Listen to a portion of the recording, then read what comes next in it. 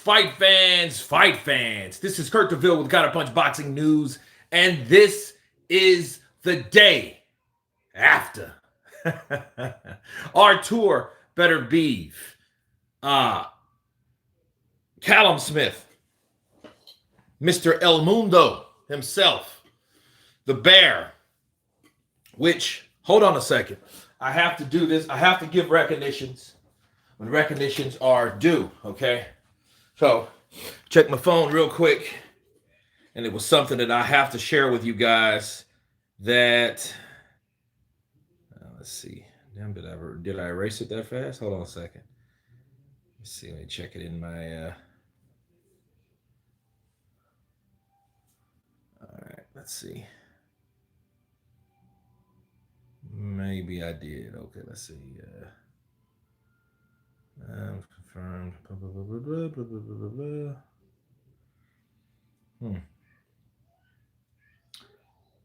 Damn, I was trying to give a shout out to. That's crazy.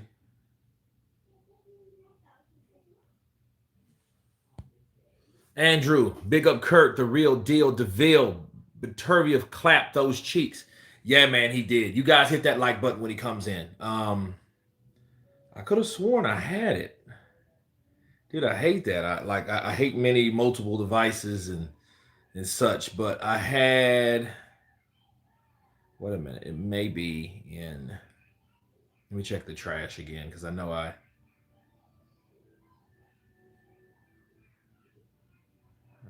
Let's see.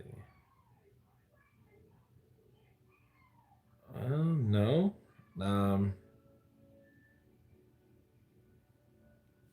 Hold on, I can find it real quick. Luis, hello, Kurt. Just seen you been on. How are you? Everything is eerie. Everything's good, man. I feel great. Let's see if I can find it. I just watched Joe Smith get mauled by this guy live at the Garden almost 2 years ago, and now, trust me, your sight, you're so right on, bro. This is a person that looked at least 20 pounds of straight muscle bigger than Joe Smith, and in person, it did look like he had some kind of superhuman strength. I'm telling you, bro, nobody in the division is handling his power. Through every round, Bivol is the only person who even has a chance. And you will never see Canelo dare to challenge Beterbiev. I think when he lost to Bivol, why stay there? Okay. Luis, it's Mama Lou. I'm on my tablet. Okay. Stuart, hi Kurt. Hope you're good. Sorry if I upset you earlier. How so? What do you mean? You didn't upset me earlier at all. Maybe that was. Let's go to the source. Okay, let's see, maybe. Okay, so.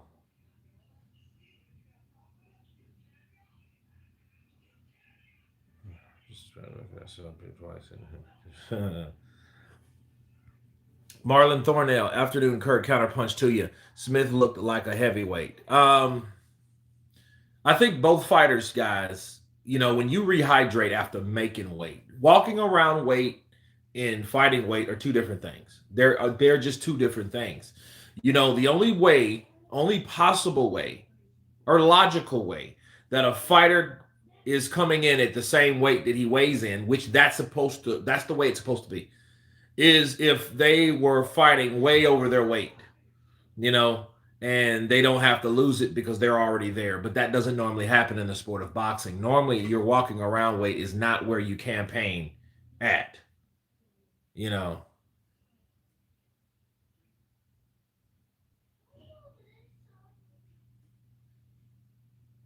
Okay, let's see. Yeah,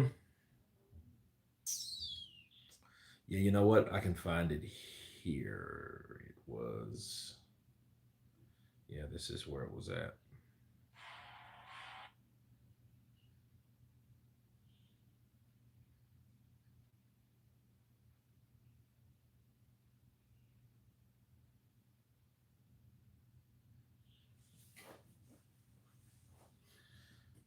Let's see. Let's see.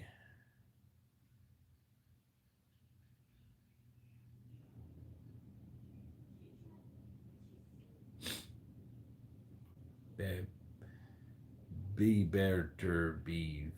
Beterbiev.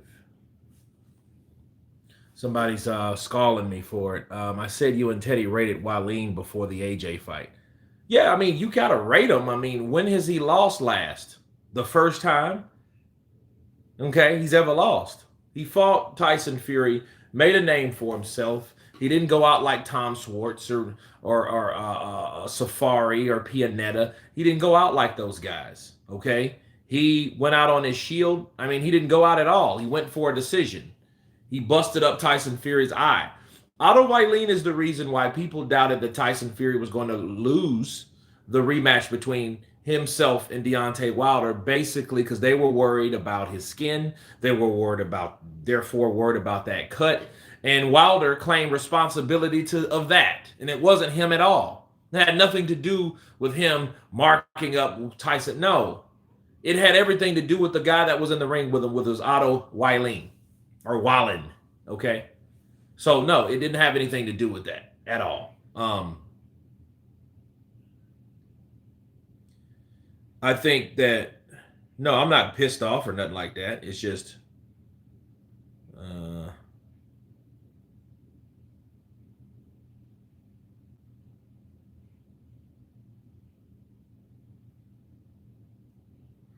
dude, these are a lot of comments. Let's see. True, he was better than those. Yeah, I mean, so you had to rate him, and then he beat. He was the third guy in line between AJ Wilder and then Otto Wylien to beat Dominic Brazil, and we haven't seen Dominic Brazil since. No, so he was ranked. But then I'd say some shit like Teddy. See, Teddy said that Otto Wylien is going to beat AJ. They said that. I didn't never say that. I didn't never say Otto Wylien was going to beat AJ. I said if Otto Wylien beats AJ, AJ's finished.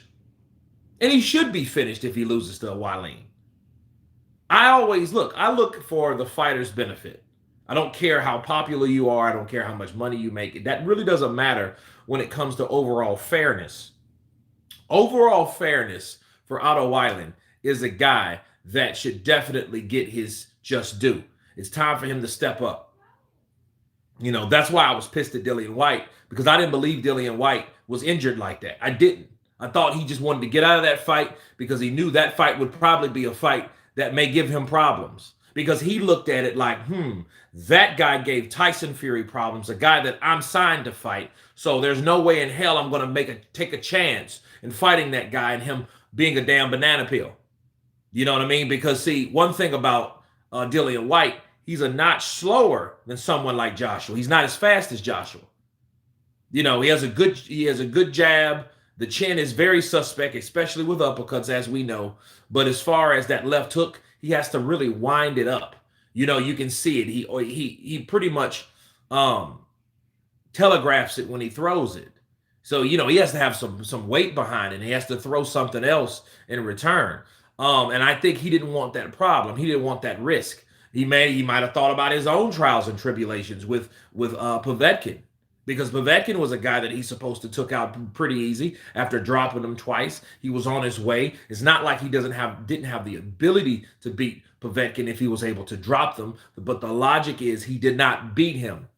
It's just like a lot of people have the ability to outbox Wilder, but those guys that have the ability to outbox him doesn't mean they're going to win a fight with him.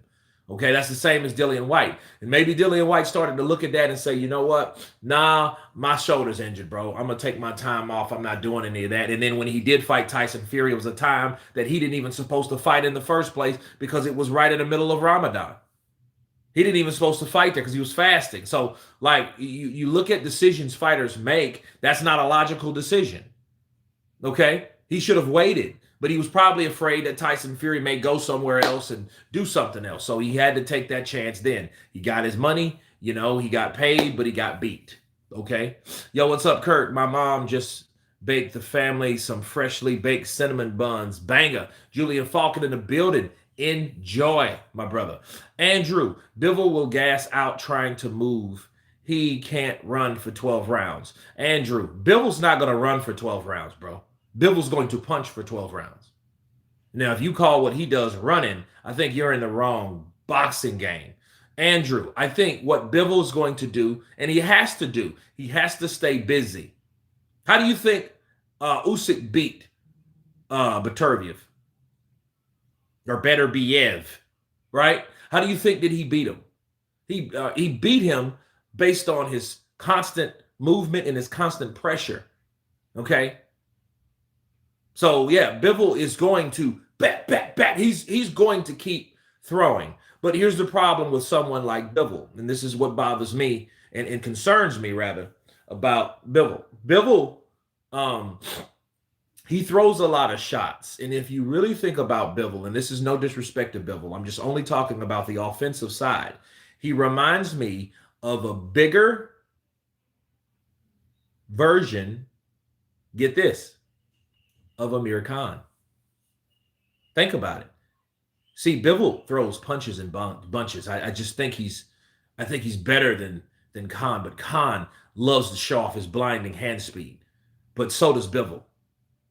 Bivol can't trade with Bear. No, he shouldn't trade with him. But what's going to happen? A person that throws that many punches is going to have to trade with that fighter by default, unless he boxes and then flurries, boxes and then flurries, and he's very, very, very careful on how he attacks. But it's going to be a firefight nonetheless, because Beterbiev, you have to do something to stop Beterbiev. Okay, you have to do something to stop that onslaught, because if you don't, he's coming and he's going to beat you up. He's going to do the same thing he did against Smith. You know, and Smith was the AKA Big Billy Goat, I call him, you know.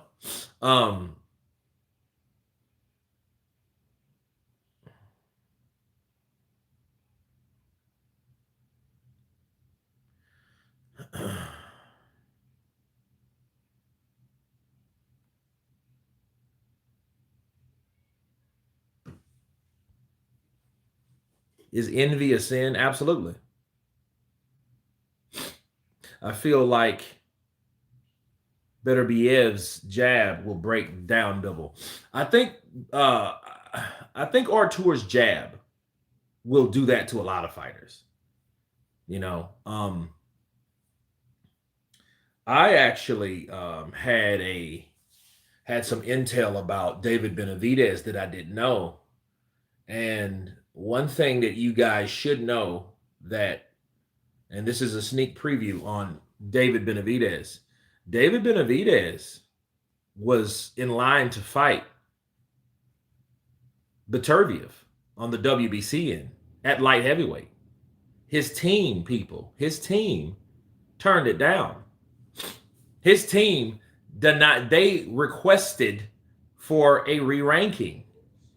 If you guys don't know that, listen, David Benavidez, okay, look, this is, they offered him, he was the #1 contender. David Benavidez from the U.S., light heavyweight, okay, from 175, 175 pounds champion, Artur Beterbiev, Russia, okay, and he won the title in October 19th of 2019. He is, note, all boxers rated within the top 15 are required to register with the WBC Clean Boxing Program. But look, David Benavidez, as you can see, was the #1 contender. Wait a minute, let me see. Let me see if you can see it. #1 contender. Look at that, David Benavidez. Okay, David Benavidez was the #1 contender. And get this. This is what his team did for David Benavidez to avoid that fight. Listen, this is what he said. I am writing regarding my fighter, now former 2-time WBC super middleweight world champion, David El Bandera Roja, the red bandera, was it I can't even say it in English. Damn. Bandera. Bandana. There you go. Bandana. Okay, from Phoenix, Arizona, which is the Mexican monster. He says, first, let me say, while Team Benavidez appreciates your generous decision to install David as the number one light heavyweight in your latest rankings. I am writing to inform you that David wishes to continue his career as a super middleweight. Okay. Therefore, we request that David be returned to the 168-pound rankings in a position that will make him eligible to fight an eliminator fight, with the goal of regaining the title belt where he wears with great pride. As a team, we wish to apologize for David missing weight in the last fight. Okay, this was back in the day. A dominant 10th round stoppage of Colombia's Romer Alexis Angulo. Please note that David has never before missed weight in his professional career. As a longtime promoter, I've seen David come into fight week roughly 3 pounds over the limit many times, and by the weigh-in, he has used running on the treadmill, swimming in the pool, and a little bit of sauna to easily lose the 3 pounds. Okay. However, as you know, in pandemic-affected bubble in Connecticut, there was only one treadmill in a small room where a temperature wasn't comfortable, and he was only allowed to use it 1 hour per day. While it is inexcusable to not make weight, please take into consideration that the unusual fight week conditions made the situation more difficult than usual. David was also originally scheduled to fight in April and then was forced to reset for a new date and continue to train in the limited conditions available during the pandemic. On behalf of David Benavidez, we humbly request to be rated as a super middleweight and have the opportunity to fight an elimination bout to recover the belt that David lost. You know what I just read to you guys? Do you guys understand what I just read? David stopped eating to get down to 168. Do you think Benavidez has a chance against Beterbiev? I think he has a chance, but I don't think he will win. I always told you guys that. I don't change my mind because some other guy, because Beterbiev won last night. That has nothing to do with it. That has everything to do with what David brings to the table and what Artur brings to the table. And when they come together, we will then see what happens between those two blokes. That's what it's about. It's not about nothing else. It's not about fanboying. It's not about being biased. It's not about any of that shit. Bob Arum corrupted all of boxing. Okay, how many more years can Artur go? He's like Novak of boxing, all about diet and lifestyle. Okay, let me ask you this question. A guy with a similar lifestyle, how long did he go? And that could probably give you a pretty good answer. The answer to that is a pretty good while. Yeah, a pretty good while he can go. Why? Because to reserve yourself means to keep yourself at a certain position, at a certain level. And that depends on your lifestyle. If you preserve yourself without exhorting or abusing, anytime you abuse, you do too much of something that harms your body. He don't, and they don't do that. Bernard Hopkins fought, how long did he fight? He was what, 48 years old in the month, 48? 48 years old. He was the oldest champion ever been recorded, and it was still kicking ass like Shumanov and them. Remember Shumanov? Shumanov was a tough Eastern European fighter. Bernard Hopkins dispatched him. He beat him pretty easily, actually. And this guy was game, but this other guy was old. Okay, he ain't sitting around eating pork sirloins and bacon and, you know what I mean? Sodas and alcohol and drugs and all this type of stuff. No, the clean eating, clean lifestyle, it requires discipline. And based on the performance that we've seen by Beterbiev, he's living that lifestyle. He beats the shit out of you just like he did 4 or 5 years ago. There ain't no big change in, oh man, he don't look the same. And man, he looked better in his last performances. You know, I see a difference. I think I see a difference between his performance with that guy and this performance with this guy. See, that's what we deal with. Okay, that's what we deal with most fighters. But mostly though, you have guys that are able to handle their own and keep themselves at a same work performance and a rate by staying with a healthy lifestyle. Now, Smith and Bivol fight nothing alike. No, they don't. No, they don't. Style makes fights, and they have two different styles. You're right. Beterbiev had like 300 amateur fights. He had over 300 amateur fights. Beterbiev, the Mike Tyson of the light heavyweight division. Bivol can't break a spider web.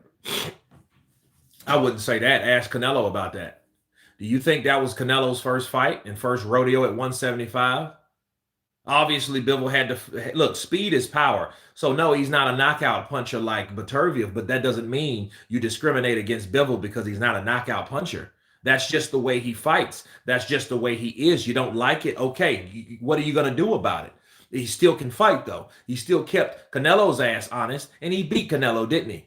Despite Canelo being the cash cow, the star of boxing, the El Roja, Pelea, whatever you want to call him, that guy, he beat that guy. He was the one that upset that guy because people thought, oh, man, Canelo's going to do that. They were already talking about him fighting Beterbiev. And what were they saying? He'll beat Beterbiev.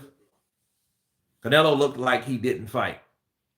No, he just didn't and could not keep up with that young man. And see, here's the thing. You can't decide to stop your discipline and stop your strategy and cut corners like I believe Canelo did. Maybe it was based on him not wanting to do it or not having the ability to keep up stamina-wise with what he used to do with other fighters. Maybe it was a different fighter. Maybe it was the style that Canelo had and was up against. Maybe he couldn't deal with Dimitri Bivol being a boxer and having that rapid hand speed. Now you're not dealing with a guy that has fast hands, but he came from a lower weight class. You're not dealing with that no more. You're the smaller guy moving upward. Okay, and now you got to deal with that. So to me, this is what I look at. I look at Bivol being the karma for Amir Khan. Because Amir Khan, remember that? That was a big cherry pick. Because everybody knew, man, Canelo's going to knock that boy out. And it happened. And it sure did. Is that a white hair? Or is that just, that's just something in it. Okay. Does a high amateur record equal a low professional one? Because he has a low win record like Lomachenko. Well, here's the thing. Psycho, crusher, with a wrench. This is how it works. With most guys that stay in the amateurs 2 or 3 terms, they don't have a long professional career, especially coming from that part of the world, because they look at it opposite of how we look at it. Okay. See, they're not going to have all those fights because they weren't in the professional rankings that long, because they spent probably 4 years too long or 4 years extra in their mindset of being in the amateurs and doing what they needed to do in the amateurs to feel complete based on whatever the hell they rank themselves. But they look at the amateurs, well, I should say the Olympics, a lot more important than the professionals. Okay. Canelo face was busted up after the Bivol fight. Yeah, because he can punch. Abdul Wakil Canelo Alvarado Royd face wasn't even marked after the pillow fist Bivol. Okay. This is the second best channel in the universe. Acoustic Gymnastics. Appreciate you, brother. Love that saying. We got to keep growing. We got to keep showing. Antonio Matthews. I remember how Zerto was supposed to beat Bivol. He got turned and schooled. Yep, he sure did, and he had a hard punch. But listen, let me tell you something about him. He was tall, he was taller, and he was rangier. That meant he couldn't have access, or he couldn't throw punches faster than a guy like Bivol. Bivol ate him up, bro. He ate him up like Pac-Man. You know what I mean? He's coming rapid at you. He's not playing any games with you. He's hitting you fast, and he's hitting you often. Now, how hard they are, I don't know if that really matters on a, a dick measuring contest on how hard someone punches. How many times did the dude hit you consistently with good punch placement? How many times? That's what I didn't really, that's what I really didn't understand about, like, people. Oh man, does he hit hard? Can he punch? Listen, this arm wrestling shit, better comparison, better example, I think needs to stop, because it's not about that. Artur Beterbiev did cheat. Okay, Frankie, how did he cheat? Lay it on me. He went with PEDS. Okay, what PEDS? Did you find any PEDS? Did they find anything in his system? Come on, Frankie, talk to me.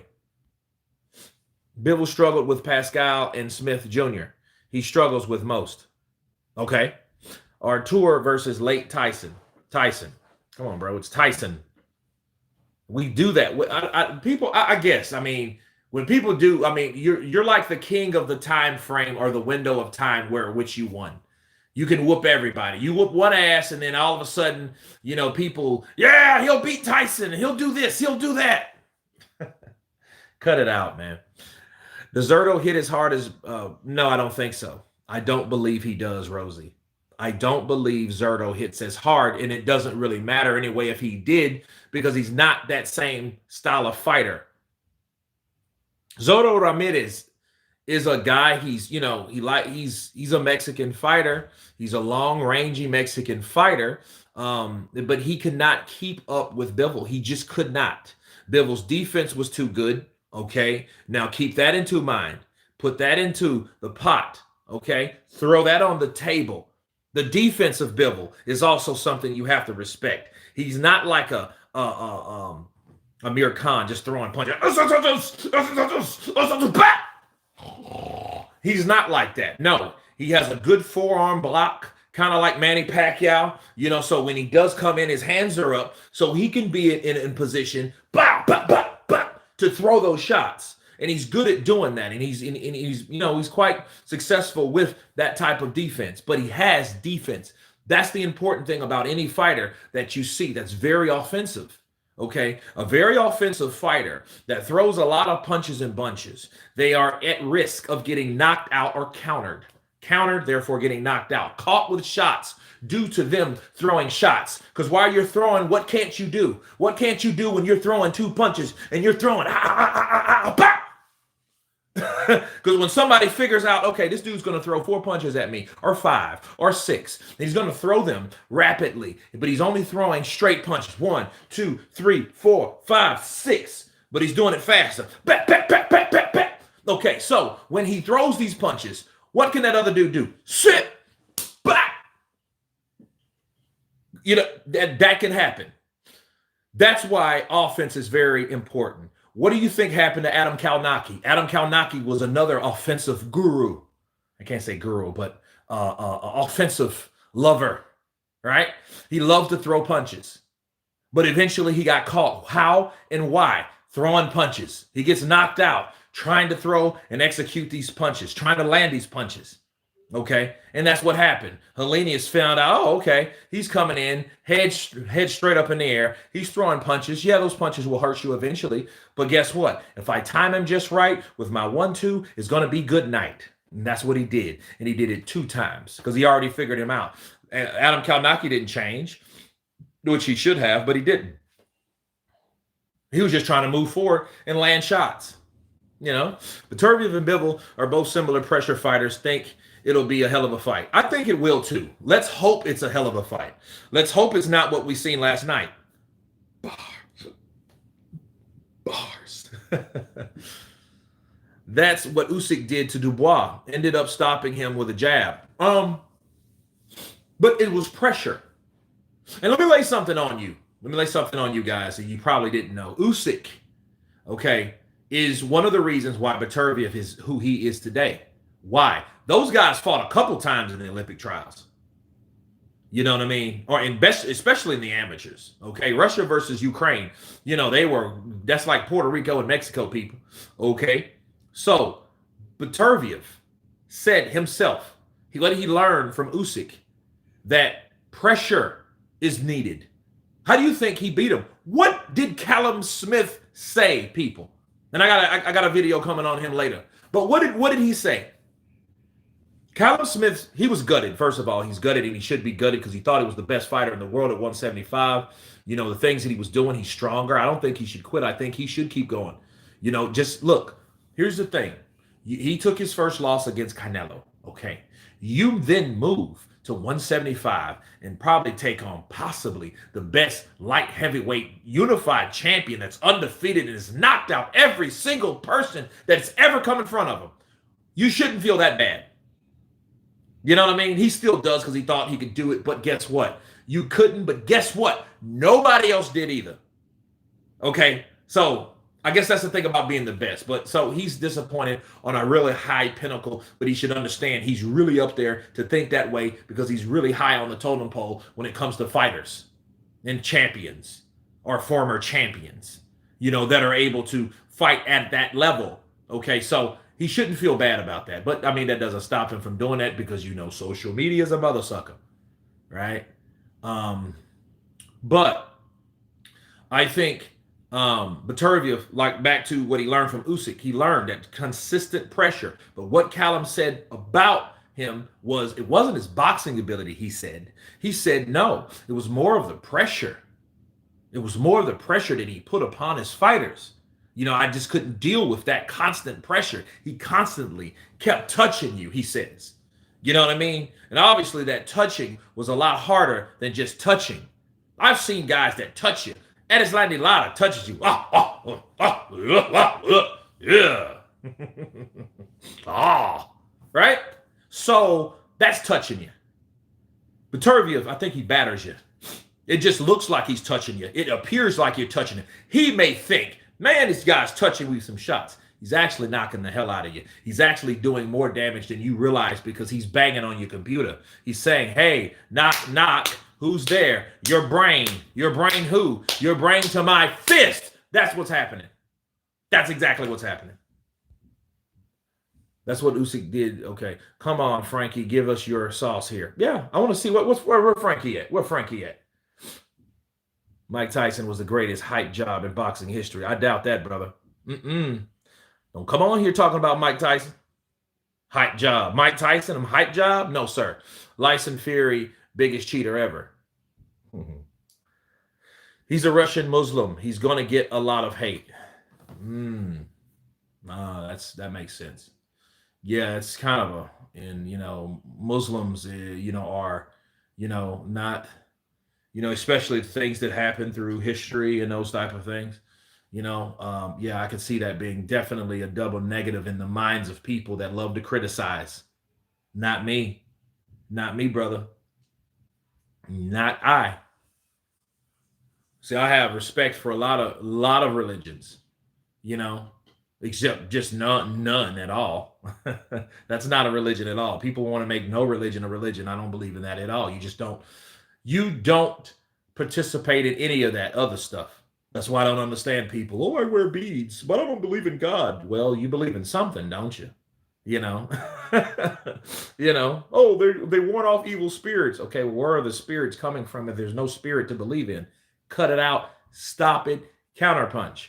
What a great career Callum Smith had, 49 wins, only 2 losses from one of the best fighting families. I mean, it's look, Callum Smith has nothing to be ashamed of. You know what I'm saying? And based on, and I'm about to get back on David Benavidez in a moment, based on what I read, people, about David Benavidez, okay, that shows that at least he did something that David couldn't do. Ooh. Let me get back to that. Let me get back to you guys. Let's see. Antonio Matthews, people falling in love with power again. I learned my lesson with the Lacey Calzaghe fight. Power is only one aspect. Absolutely. Antonio Matthews, counterpunch to you. See, that's only one aspect, and people were jumping on that Wilder train.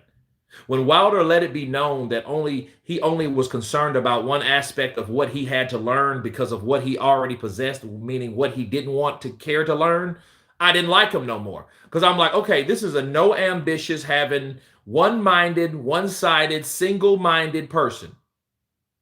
Oh, when you got power, you don't need skill. What a stupid thing to say in the sport of boxing. And what did it take? A pillow-punching, lying, bald-headed, ex-former cheat to show him how it's done. Tyson Fury. Tyson Fury showed him, being a boxer, this is how I beat you. I can beat you boxing you, which I got to draw. I can beat you knocking you out, which, when you knock someone out, there's nowhere to go but up. Right? So no, but you're absolutely right. Usyk versus Fury is not going to happen less than 5 weeks out and still no undercard. I think they're just going to throw some shit on there. I think that fight's going to happen because, listen, people, understand something. The fight is going to happen. You know why the fight's going to happen? And let me shut everybody up with thinking that it won't happen. The Saudis have already put up the money for the fight to happen. If the fight doesn't happen, you guys forgot that quick. Whoever doesn't fight gets sued. If they're not injured, they're fighting. I don't care about an undercard. The undercard's not going to happen anyway, and it's not going to be anywhere near the comparison to Days of Reckoning. It's not going to be that way. It's not going to be anywhere near that. So we need to stop. It's going to be some people that we probably heard of and don't care to see. That's what it's going to be. Bars. Unfortunately. Okay, that's what's going to happen. So it's going to happen. Or somebody's ass is going to get sued. I don't rate Javante. Okay. All right. Kurt, who wins? Jai Apataya or Frank Sanchez? Frank's bigger. Jai Apataya, if he had to go to, because that would require him to go to heavyweight to fight Frank. Frank's bigger. You know, Jai Apataya is good, but we don't know how his power will go or will fluctuate. Will it carry up to his heavyweight? See, power means something, especially when you're in another weight class, moving to another weight class. Power is important, you know, so that aspect is very important. Look at James Toney. James Toney started at middleweight. He went all the way up to heavyweight, but he looked like a little butterball. He was good. He was good at pot shotting and catching and shooting and countering and all that good stuff, defensively sound and all that. But the dude, I mean, he would hit fighters, but they weren't really feeling those shots. Why? Because he was not a natural heavyweight. Hell, he was fat before it's over. You know, he had a big ass belly and everything, little ass hands, and he, you know, throwing these shots. And I'm like, okay, you know, fighting guys like Samuel Peters. You know how many times he hit Samuel Peters in the face and Sam looked at him and laughed? And he didn't win that fight either. Bivol by DQ. Smith gave it all he could, but it wasn't enough. Okay, well, as long as he gave all he could, I mean, what can you do? You know, what are you going to do, shit on the guy? I mean, he gave it all his best. The other guy was better than him. He was better at his game plan than Callum was. That's all.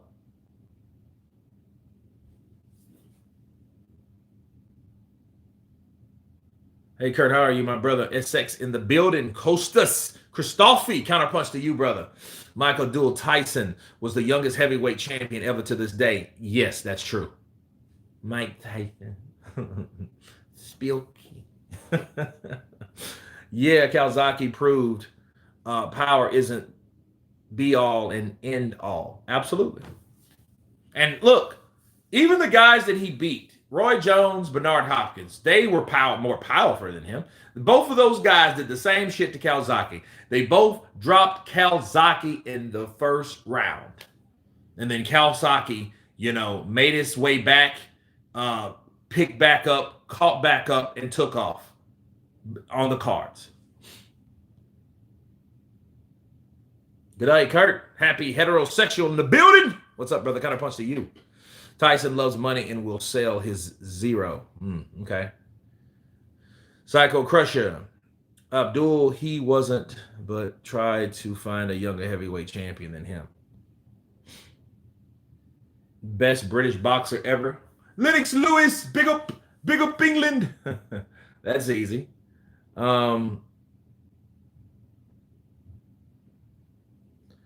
Rancher. Prime Roy Jones would have destroyed Cal Slappy. Absolutely.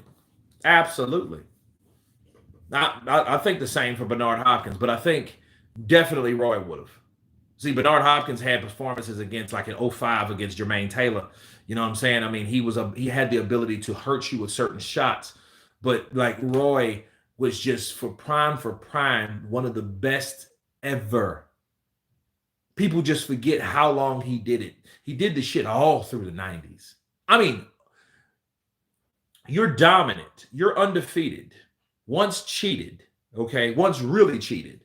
All of the 90s. All of the 90s. You know. I mean, that's okay. That's second behind Floyd Mayweather, just not being defeated at all. But that's like you stay defeated a whole decade. And we say, oh, well, Julio Cesar Chavez, bro, he didn't win all those fights. He didn't win. He got beat by Frankie Randall, and they robbed Bernell Whitaker.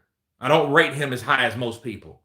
But when people compare, oh, well, hey, he was 80 and something, and oh, well, yeah, he was like 70 something and oh, because that bullshit with Mildred Taylor, people, wake up call. Mildred Taylor won that fight. They just played that boy. Richard Steele, I don't know what the hell he was paid or what he was on at the time, but you had 3 seconds left and you waved that fight off. That was your way of stopping that fight. That was not you or Julio winning that fight. That was you winning the fight for Julio. There's a difference. That's a difference altogether. Okay? So no, Roy Jones Jr. was the best that ever did it. The guy ran and he had to move. Look, he could have waited. He could have stayed at middleweight and waited for everybody to come to middleweight for him. He could have done that. He didn't do that. He started to show his and to challenge his greatness. Then he went to 168. Then he went to 175. Then he went to cruiserweight. Then he went to heavyweight. He did all that. Then he came back down and got knocked out after beating the guy that knocked him out, which was Antonio Tarver.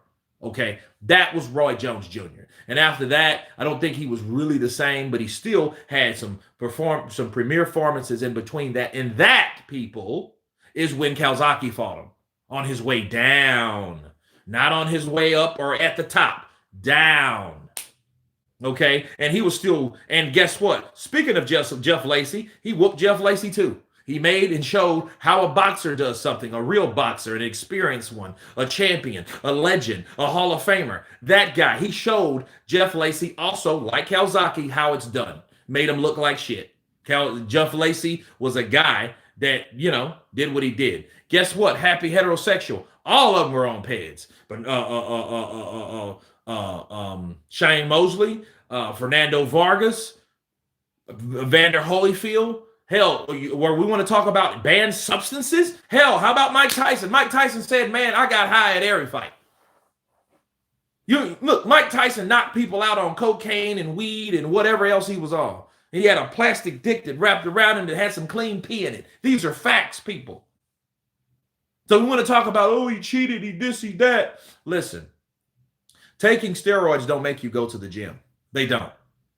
You know how many people that take active steroids just for recovery and other things like that, and they ain't stepped foot in the gym? That does not make you and force you to be an athlete. It does not make you or break you. Does it help you? Sure it does. It has benefits of it, or people wouldn't do it. But I think, you guys always know about performance-enhancing drugs to me, I think those are more mental than physical. Then you say, what do you mean? They give you muscles and they make you recover. Yeah, they do these things. But understand, I think the idea of someone taking something that helps them. It gives them confidence. I'm going to load this, 3 milligrams of testosterone replacement in me. Yeah, I'm going to feel better about that. Juicing is legal in the UK. Wilder was never offered $100 million for one fight. No, it wasn't. It was for 4 fights or 3 fights. Yeah. But, I mean, those fights were more than he ever made. All 3 of them or 4 of them. Okay, so, no, I mean, that's still, it doesn't really matter. He was still offered a deal from the zone that equaled $100 million.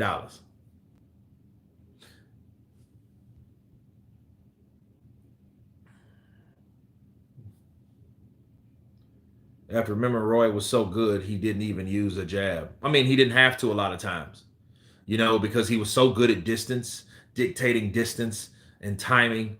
It was like Roy threw shots that you didn't even think should land, but they did land. Roy was, bow! And you're like, dude, that landed? You're looking at it like, how did he hit him? And Roy just, Roy was just gifted, man. He was special. And I'm glad that he's still on the earth living and breathing. But I think we should respect guys like Roy Jones Jr. because at the time, people wouldn't even fathom Roy fighting Roy. Let me tell you something, guys. I'm going to tell you something. Tell you something that you maybe you didn't know. Jones ducked Collins. Listen, Roy Jones Jr. was the reason Floyd Mayweather, it took him so long to get where he was at. A lot of people don't believe that, or let me explain. Roy Jones Jr. was the tyrant, premier fighter, champion. Nikki Blue Eyes Austin, how you feeling, darling? How you feeling? I'm sorry about your relative, your aunt. That really kind of threw me off guard, but I'm long in pain. Well, she was so I guess she was sick. I take it. We showed you love on the channel. Juice on the TUEs. White was allowed to fight Rivas on the sauce. Ben was subsequently cleared. No, blah, blah, blah, blah. Well, I don't know about the TUEs. I don't know the protocol or the loopholes on that at all. I don't know. I don't know enough about it to say. I don't know. But I've heard of the TUEs, right?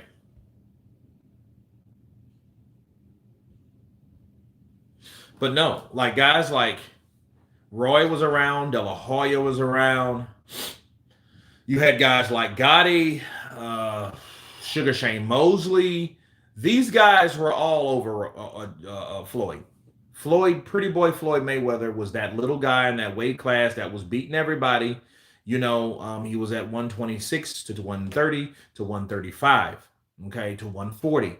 And it took him years to get where he felt he needed to be. And I think Floyd looked at everybody. He looked at Roy, and he wanted to be like Roy when the fame and all that. He loved Tyson.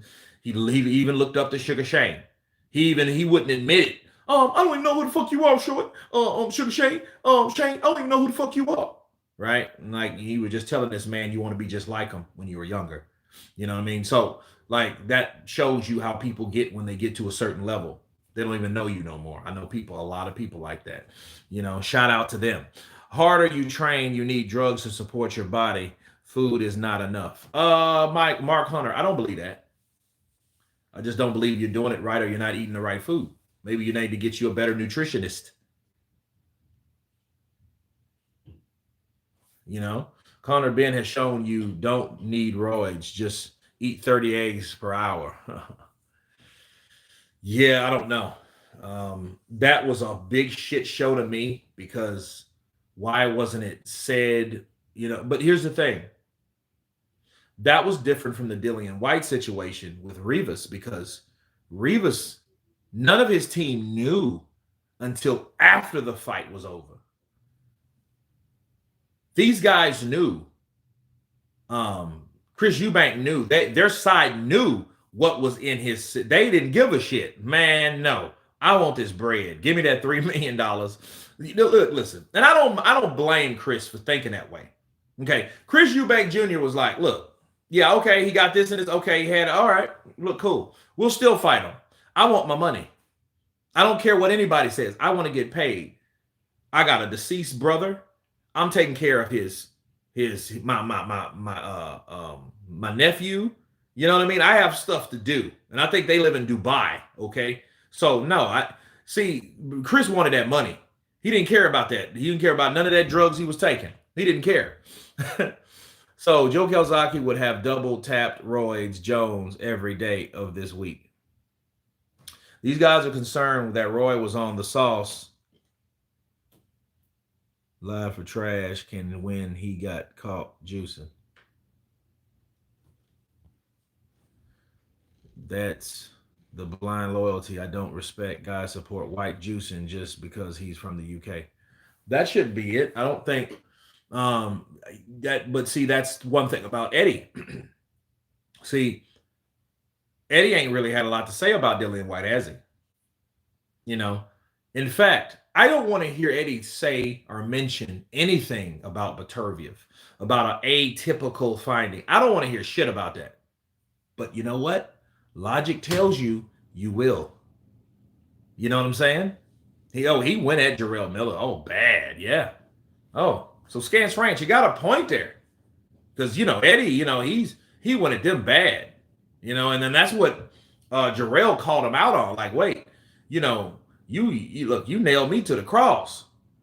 But yet Conor Ben got tested. He tested positive for the same shit 2 different times in the same year. These are facts, people. I don't give a shit how many documents or what he signs or what he. I don't really care about the lawyers. This is what was reported. Conor Ben he got popped taking the same thing, which was a banned substance or a PED, one of them. I don't even remember no more. I don't even care what it was. He just had it in his system, and it didn't supposed to be, but he had it in his system 2 different times for 2 different fights, 2 different times of the year. You know, Kurt, what super bout do you wish had happened for me, Pernell Whitaker, and Hector Camacho? Nah, that ain't big enough. That ain't big enough. Super fights that didn't happen. I always wanted to see David too and Mike Tyson, especially like late 90s, you know, because Tyson was crazy, but Tyson was crazy. I mean, I think his craziness kept him kind of dangerous. Fucking kill you. What you want, bitch? What you want? I don't talk to a female reporters unless I fornicate with them. So if you ain't trying to, you know. It's pregnancy hormone, Kurt. Oh, okay. But that was used as, and now that I can remember, wasn't that used as a masking agent for other drugs? There's a lot of boxing could learn from MMA. They're a lot stricter on drug testing.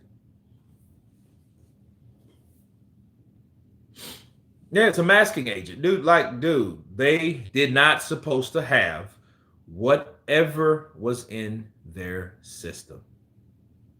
That's easy, you know? But guess what? Conor Ben, before we start jumping on Conor Ben, let's say this. Or any of these other fighters, Dillian White and whoever. He's not the only one. And he's not the first, and he will not be the last. Obviously, there's a market for this shit.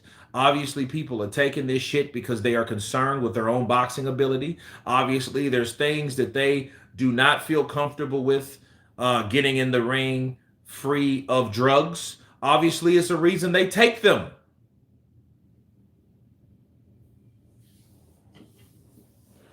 White had legitimate reasons for the previous failed test. His silence this time around says different. Yeah, I mean, he went silent. Maybe it's just over. But he should say something.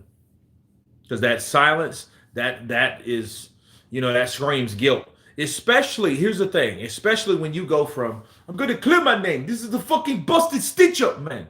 I'm gonna clear my name. Did have nothing. My shit was contaminated. Where's my B sample? Where's my B sample? Right? Now, you don't hear shit.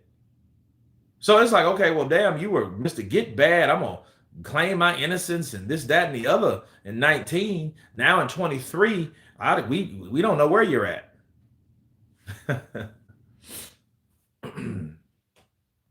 You know, Mike Tyson, man, Mike Tyson. Listen, don't you guys understand that Mike Tyson, just because you have something in your system, don't mean it's good for you either. Don't mean that shit won't kill you or take you out of the game. Okay? Just like I look at Mike Tyson, I look at and I think of grace. Because he has grace. It's funny, he has a tattoo that says Days of Grace. He is the grace. Because that dude, man, do you guys understand? If Mike Tyson would have died in the 90s, would people been surprised based on what happened and the shit he went through and what he was going, like the stuff that he got into, the people he got in a fight with, and, you know, accusations and stuff like that. Mike Tyson, if somebody was said Mike Tyson was reported dead today at, you know, in the 42nd block of the Bronx, you know what I mean? Nobody would have really said shit. Because everybody was like, dude, that's reasonable. Simply because Mike Tyson is Mike Tyson. Mike Tyson was crazy. He was disturbed, and people were fucking with Mike Tyson. They should have left Mike alone. I seen that at a young age because I was a teenager at that time. And I was like, dude, why are they messing with Mike? Because people would come up to Mike, messing with Mike. Leave Mike alone. And Mike was like, you know, they were messing. Hey, sir, what makes you do? Man, please, sir, please. Leave me alone. I don't want to hurt. I don't want to talk to nobody right now. I don't want to talk to nobody. I'm just trying to, please. Please, I'm just trying to tell you. I'm just trying to get. Please, I'm telling you. I don't want to talk to nobody. Please, just leave me alone. Let's leave me alone. Well, sir, what you? Ah! Oh my God! Yep, there you go. Mike nut up on you. He told you, please, no, please. Now you go, please don't, please. I don't want to fight. I don't want to fight. No. Please, just leave me alone. I don't want to talk. I don't want to talk. I don't want to talk to you.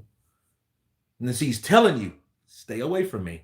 I'm going to fuck you up. You know, now, though, I think Tyson has been, I think how he handles certain people. I mean, he still will beat you up. Look what he did a couple years ago to that boy on that plane.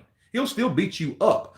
But I think Mike is wise enough now to allow his words to do more of his talking based on what he used to do.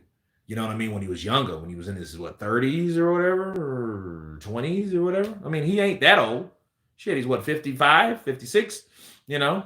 Damn! Nah. I'm 56 years old. Damn! You know? St. Don, Roy's test was contaminated. Okay.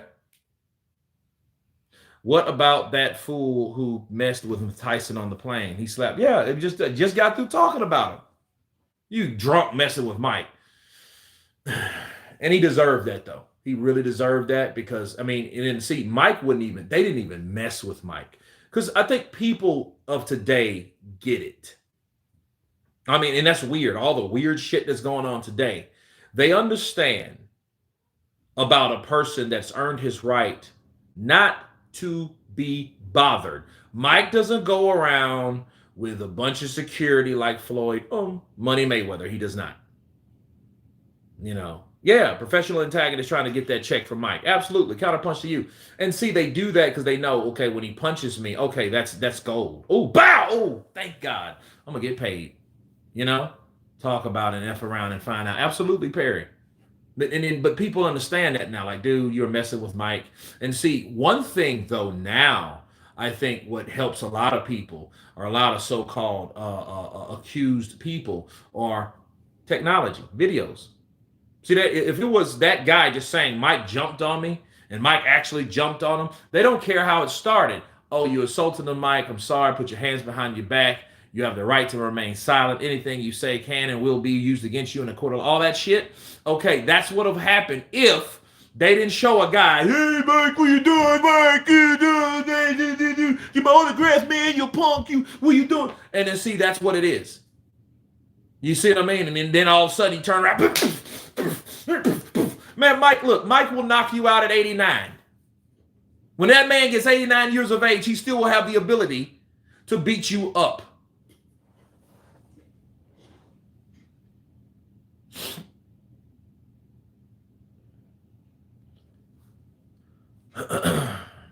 Mike always will be the apex predator. Well, look, but people understand. That's why the cops didn't even like, look, man, you know, you are messing with this man. You were verbally assaulting this man. You were antagonizing this.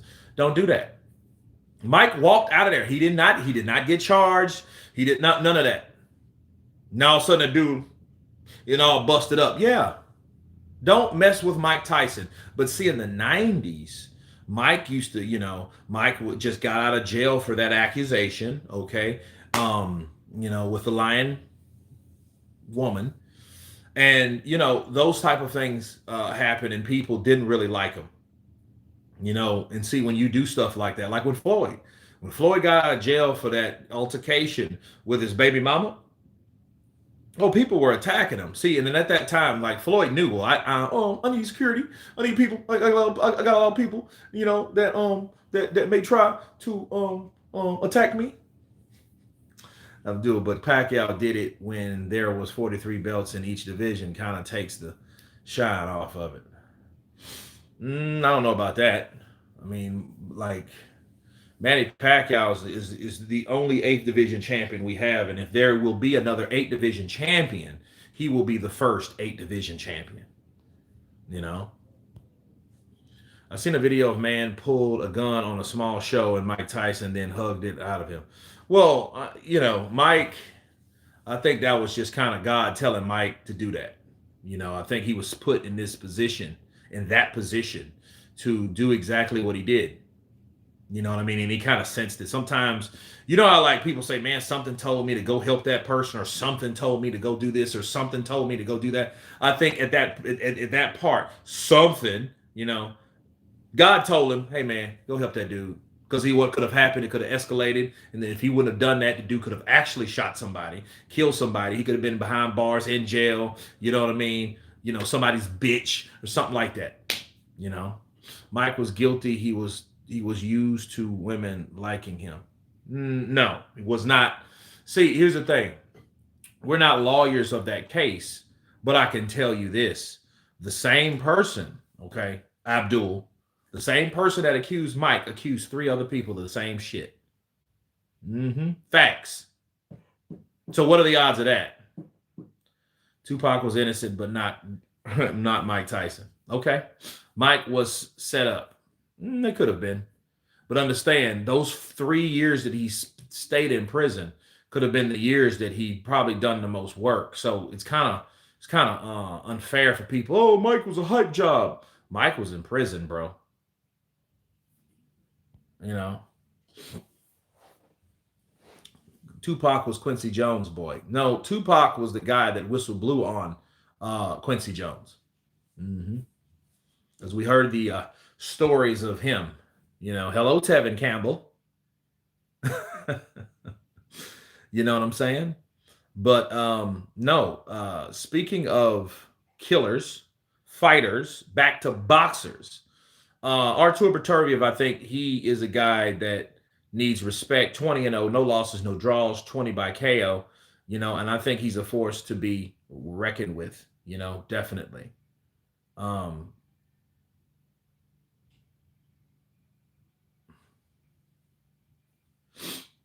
maybe here's the thing. Maybe about Mike.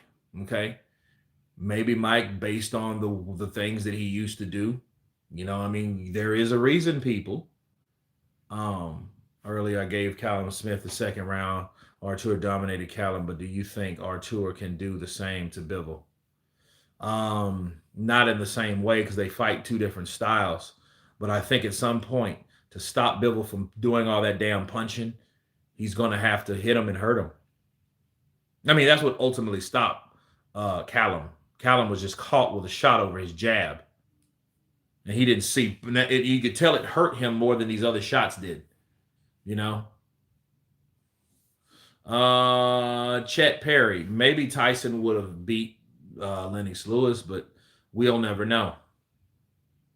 Archie Bold. Big up Archie Bold in the building. Kind of punching you, brother.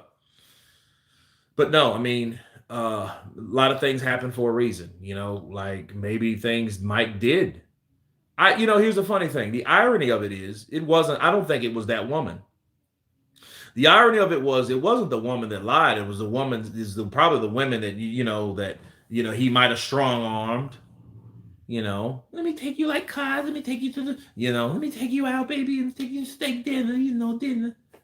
Take you to steak dinner, and, so, but then, Mike, I don't think he was guilty as charged. I don't. You know what I mean? And I don't believe that. I didn't believe it when I heard it. Just based on what happened and the things you heard. I read the transcripts of the case, bro. The lady came to him at like 3 a.m. or 1 a.m, and she stayed 3 hours. And people understand, they had SEX. And what do you mean? You're like, well, what do you mean? They had SEX. Okay. So, it's like oral SEX is SEX. Okay. That is a form of SEX. As any lesbian out there. You know what I mean? That's what that is. Oh, it was 3 a.m. Okay, she showed up at 3 a.m. with this guy. Set up. You let this man pull your clothes are off, and you let this man do that. So, I mean, you're just at this point, you're agreeing to SEX with this person. You just didn't like a certain SEX with that person. So apparently you were like, oh, no, stop. And see, the problem is, at any point, you shouldn't feel comfortable. At any point when you don't feel comfortable, you should have the ability to say no. I get that. But understand, it's like the way she made it sound versus on the transcripts and stuff like that. You're the ultimate tease. That had to be a setup. I'm gonna let this dude do this for that long. What? Okay, how many times do you have to, you know? Did you tell Mike? Oh, Mike, I just want you to go downtown to pick up some soup. you know, yeah. When I heard that, I'm like, well, why would she let him do? And I was young, bro. I was maybe 14 when this happened. Maybe. Wait, was this 19? No, this was 19. I was like 10. I was like 10 years old and I heard that, me, being advanced because, I'm the youngest sibling. So I was around a lot of older people that picked up a lot of stuff that I probably didn't supposed to at the time, needless to say. But I understood what that meant, So I'm like, yeah, pick up some soup. So yeah, pick up some soup, good, right? So anyway, like when that happened, I think communication should have been there. And then again, we don't know what Mike was on. Was he under influence? Was he drunk? Was he high?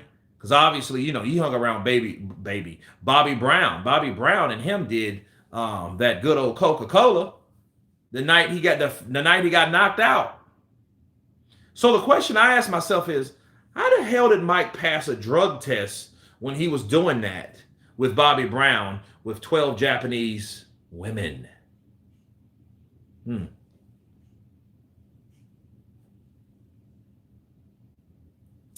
Chat Perry, my mom says if she wasn't interested in that, she should have stayed in the car. Yeah, I don't believe that. And I didn't like the idea of that. Like you had someone do that to you for you, and then for that long a time.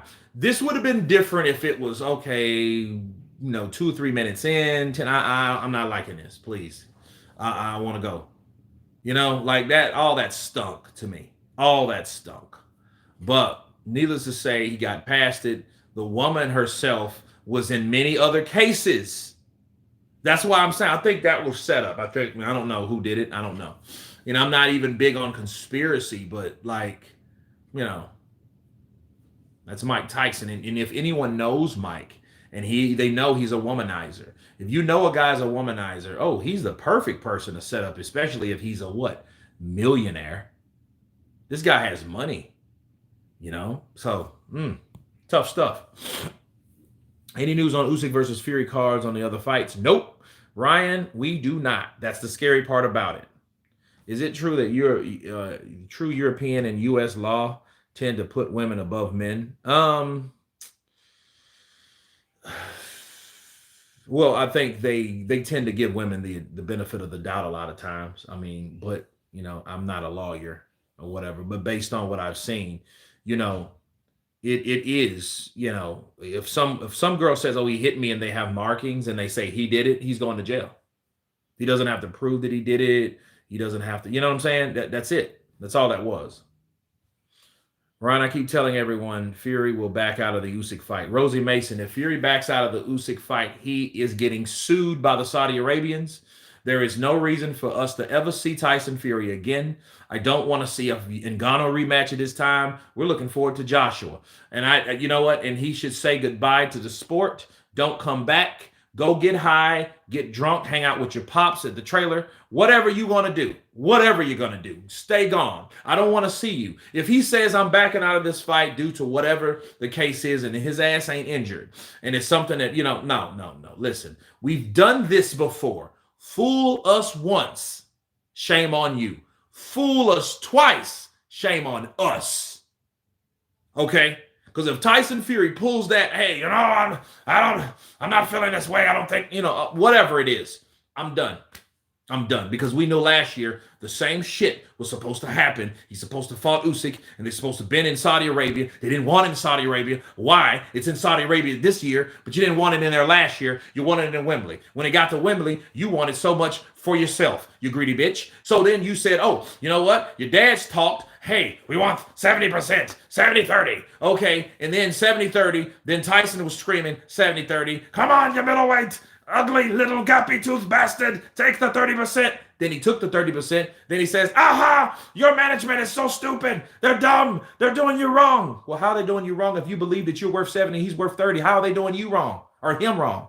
That's crazy. And that's what we ran into last year. Now, so saying all that I just said, if this man goes forth and says, hey, I'm getting out of this fight some shape, form, or fashion, dude, go away and stay away. Don't come back. I don't want to see Tyson Fury again. You take your once a year fighting ass or bums or whatever, go away. I'd stop saying that if I were you. Don't want to look like a casual boxing fan and Fury hater. Usyk pulled out of the Fury fight. Ooh, wait a minute, Gray. Wait a minute. When did he pull out of that fight? When he found out they were going back and forth with stupid shit? Rematch clauses, remember that? So it was a 70-30. The 30% was supposed to be the hook, line, and sinker. Was it not, Gray? Or Gary? Is it Gary? Gray. Wasn't it not? And then he comes and pulls this other thing out of his ass. Okay, how about there's no rematch clause? What do you say to that? When he said that, I already knew, like, oh, wait a minute. Okay, this is some bullshit, because now you're not trying to get the fight at all. You're trying to see where this other team draws the line so you can make a decision to decline. Bars. Everybody knew that shit. Everybody admitted, no. What they admitted was they pulled out of the negotiations. Don't mean they ducked the fight. Listen, let me tell you guys something. There's a difference besides saying, you know what, fuck you, we're out. That's the difference between we don't want the fight. You know why they said that? Is because they knew logically if Tyson Fury wanted to fight, okay, if Tyson wanted that fight, he would not do all those shits that he did. He didn't do that with Derek Chisora. And look, he didn't do that with Anthony. And with Anthony Joshua, he gave Anthony Joshua a deadline. He didn't give fucking Derek Chisora one because he knew he was going to beat the cowboy shit out of Derek Chisora based on what he already did to Derek Chisora. The arbitration, all of a sudden it comes in, Deontay won the arbitration, but the contract was supposed to be expired. Remember that? So 1 year they say the contract's expired in 2020, and then the next year, oh, it's okay, you got to fight Deontay Wilder anyway. What? What are you talking about? That's what we're having now. That's what we're seeing from Tyson. Then all of a sudden, well, we got to fight him. There's nothing we can do about it. Really? Come on, man. And then what did he do? He fought his fucking mandatory because he had to, because he's a unified champion. Something that Tyson Fury don't know nothing about defending. He's been that, but he's never been that, if that makes sense. So let me make it make sense. Yeah, he won those belts from Vlad, but he never did what Vlad and Anthony Joshua and Alexander Usyk have ever done. He's never defended any of those damn belts. He's never done that. He's never had to because he left. He jumped ship. Oh, this shit's too much for me. Let me go get a gram or two.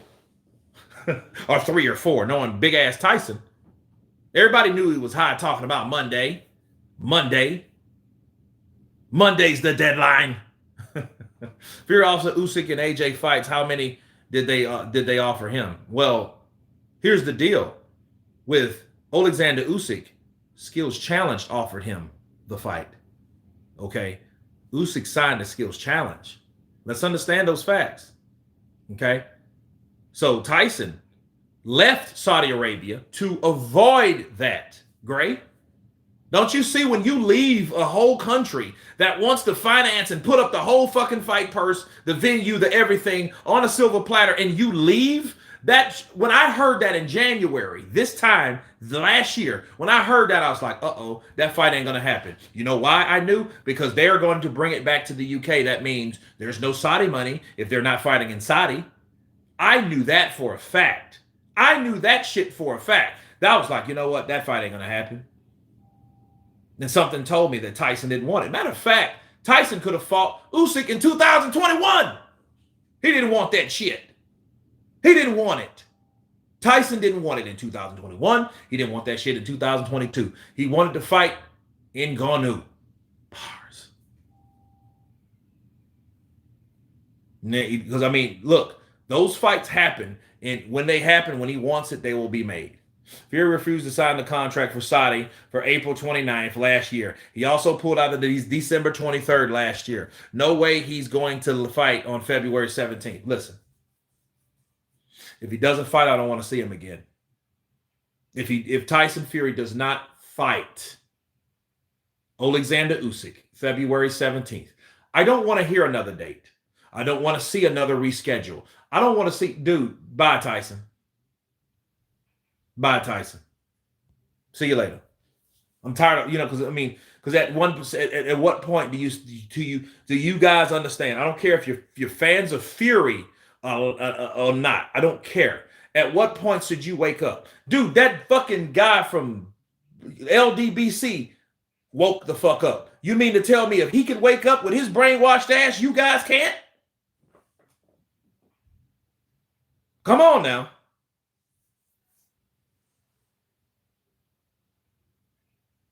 I'm concerned about judging being rigged by Fury Usyk fight. Well, if it's rigged, it's just rigged because that's the sport of boxing that we love, that we hate so much. But I'll say this. If that was the case, and Usyk showed and clearly beat Tyson Fury, he will forever keep losing credibility. For what reason, I don't know, and people won't respect him anyway.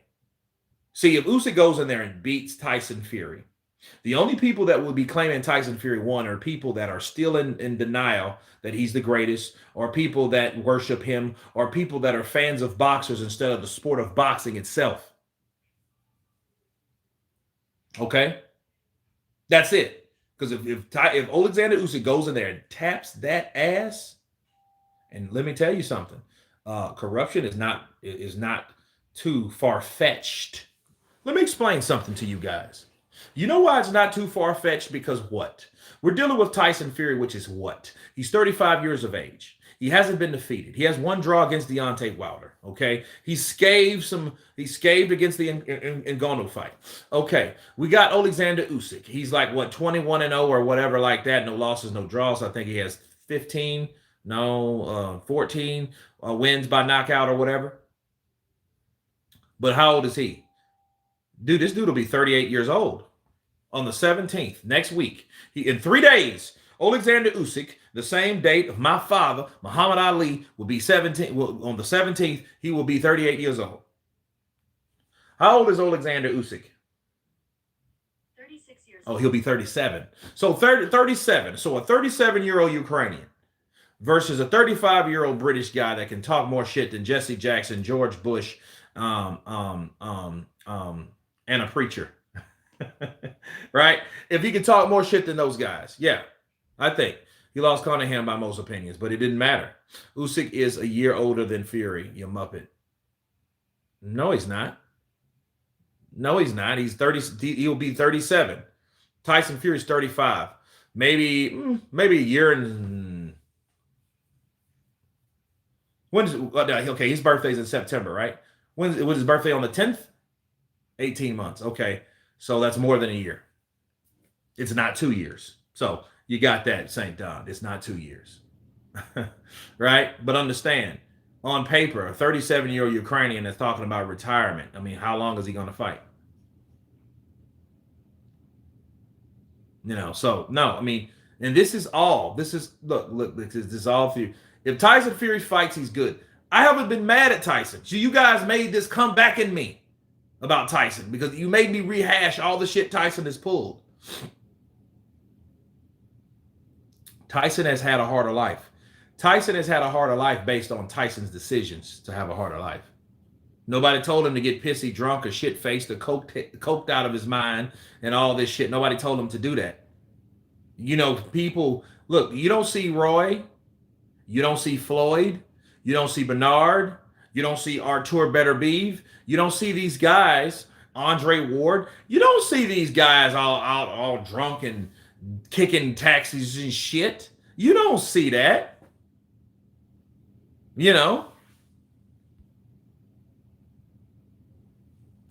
Big men have more back trouble and other health problems. Tyson Fury being 35 years of age. He needs to really work. I think he needs to focus on his legs. I think he needs to focus more on his back as we get older, guys and gals.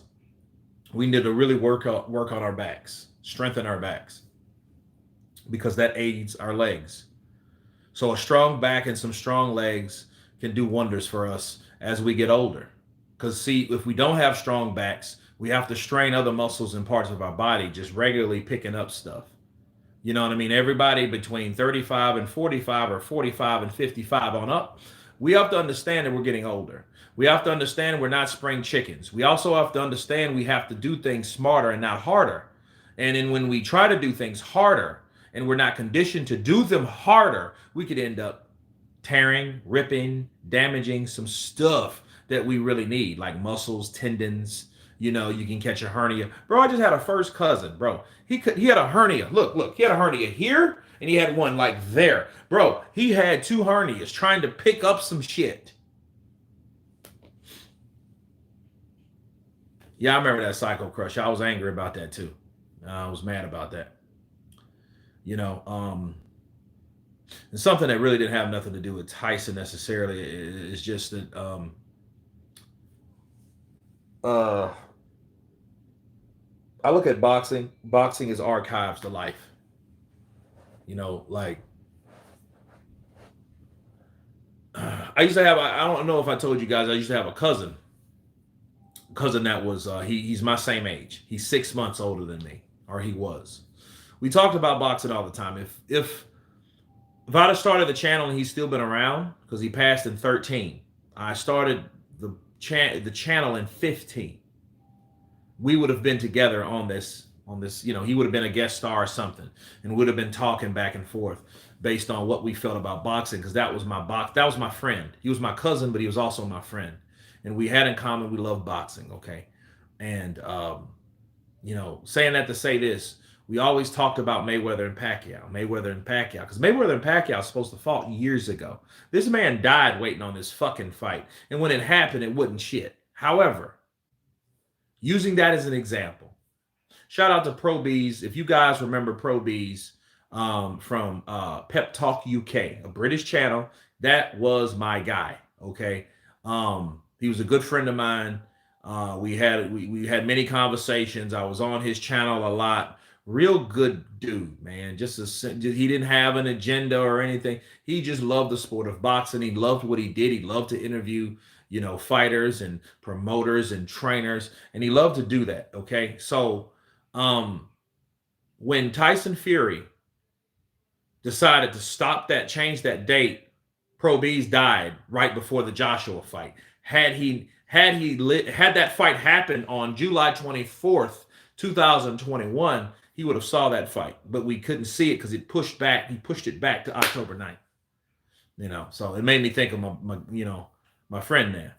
You know, Fury didn't want Wilder 3 and was called a ducker. Then people said he was fighting Wilder to duck other fights. I just think he always knew he was going to fight Wilder and just bullshitted everybody. I think he knew he was going to fight. You know, that's why he didn't fight I Get Cabello. And Get Cabello showed that he was a pretty damn good fighter. You know?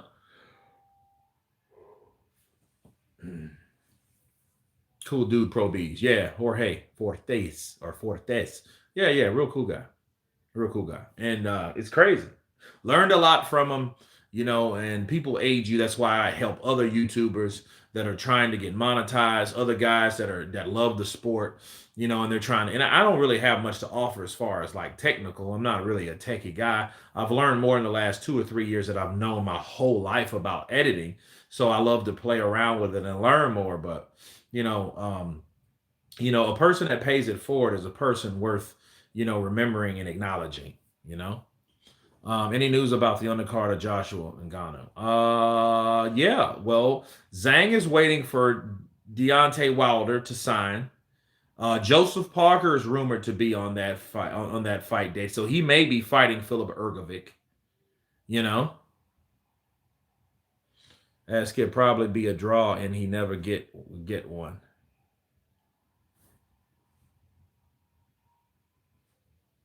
So yeah, but Beterbiev and Bivol, I think it'll be a very good fight. I will let you guys know what develops.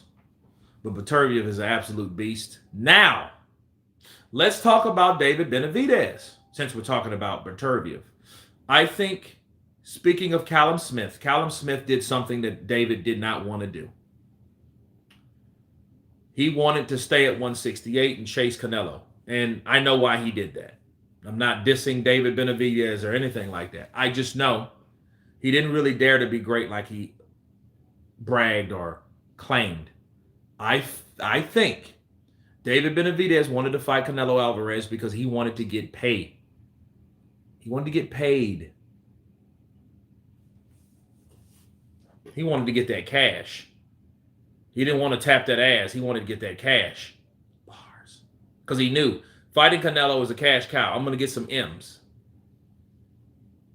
So he could have went to 175 because he was already ranked to fight Beterbiev at 175. He could have went to 175. He just didn't want to. He wanted to stay at 168 and fight Canelo. So I think he made a business decision. But I'll say this. Callum Smith did something that he's supposed to do, and we've seen what happened to him, even though they don't fight alike. I'm just saying, who is more courageous? A guy that dares to be great that already fought Canelo, or a guy that wants to hang around to fight Canelo, and Canelo has showed that I don't want to fight this dude at all? What does he do? He's supposed to do what he should do instead of saying what he can do. He just needs to do what he needs to do. That's all he needs to do.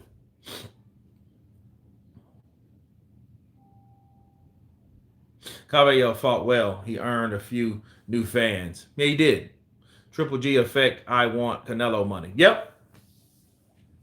And see, what happened to Triple G? This bastard didn't even become undisputed because he was worried about fighting Canelo again. He should have fought. And this is the irony. This is so stupid. Okay. Sergey Deverenchenko petitioned to the IBF at 160 that, hey, I want my shot. He needs to fight me. So they mandated Gennady Golovkin, to fight Dmitry Deverenchenko. He didn't do it because he was too busy blasting Canelo. Because you can remember, this was when Canelo was tested positive. The fucker could have fought that guy and kept his IBF. But he didn't. They didn't do it. And so they stripped him. So they stripped this dude, okay? And when they stripped him, he fought Canelo and lost the decision. So, yeah, he wasn't caring about the undisputed. I want this undisputed. I want drama show. I want. No, you want money. I want money. Skrilla, I only seen him once before. Mark Madoff had a broken hand well, no, they said he broke his hand during the fight, Rosie. Not that he went in there with a broken hand. He went in there and broke his hand, apparently. I don't believe that shit. He got his ass whooped. I don't believe any of those guys, bro. He didn't show any, they didn't pull off his glove and he fucked with it and they put some ice on it. They could have at least sold it, bro. They made that shit up in post that this man was injured. And then they said he got injured during the fight. Even if he got injured during the fight, what's wrong with that? Wouldn't they have, hey, take that hand off?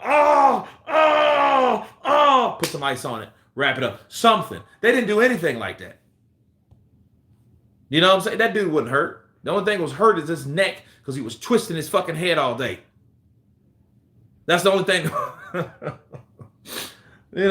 What's going on with Joe Joyce? Joe Joyce is waiting to fight somebody. He's waiting to fight somebody. Hopefully it's Philip Hergovic. Riddick Bowe in this era. Yeah, he would be pretty dangerous. Probably whoop every ass here. Riddick Bowe, Alexander Usyk. Cabello broke his foot off in. Cabello broke his foot off in Mark Madoff's ass. Yeah, that's true. That is true. Any word on Usyk versus Fury? Nope. Ryan, no. I think you asked that like 10 minutes ago. No. But for some dodgy reffing decision that has gone Canelo's way, at least the first fight with Triple G, for instance, Triple G was robbed. Well, they knew that. They knew that. Like, that just shows you they weren't ready to give it up to a guy that said drama show every sixth, seventh word. Drama show. I want drama show. No, guys. I want drama show. Drama show. What are you trying to kill somebody, Triple G? Because he already, have you noticed Triple G has never had his drama show? He has never had his drama show. I want drama show. Did you have your drama show yet, Canelo? No, not yet. No. What? Come on. Which fighters make the best excuses, Wilder or Hay? Wilder? He ain't got nothing on Wilder. Man, Wilder done it. Excuse. Deontay, excuse Wilder. Crab in the barrel referee. Jealous, envious trainers. Spiked water. Costume. Something you had in your glove like an egg weight fall. Like, dude, all that shit happened that night with you, really. Dude, that was hilarious. I tell you what wasn't hilarious. Them fuckers shot my channel down. That wasn't funny at all. Oh. The autopsy said that I had a cracked skull. Cracked skull. You. Okay. You need to join my boy down in Venezuela that couldn't fight in America, sir. His name was Edwin Valero. Remember Edwin Valero? Edwin Valero could not fight in the U.S. because he was never cleared for the U.S. because he had a fucking crack in his skull. David the Toe Hay. Oh, man. Prime Ward versus Beterbiev. Ooh, I don't know. See, understand something about Ward. Ward's a fighter. Ward is a very quick, crafty guy. He's a southpaw.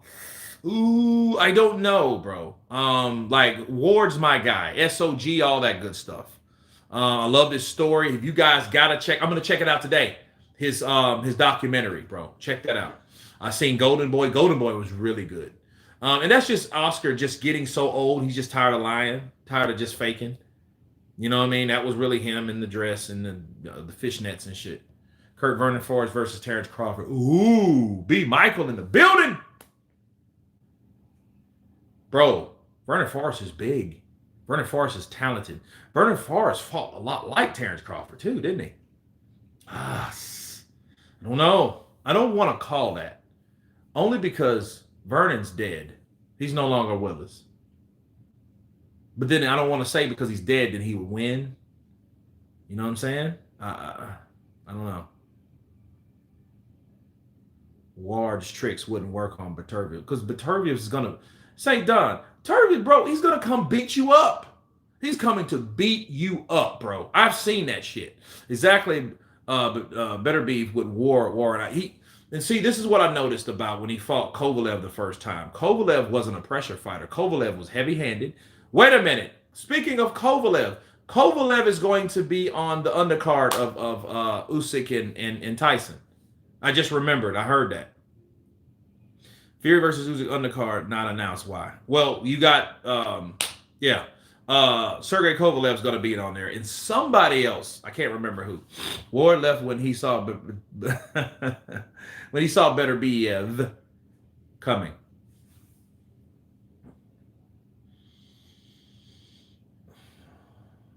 Ward knew that there wasn't anything left for him at light heavy. Ward would have to move up to heavy.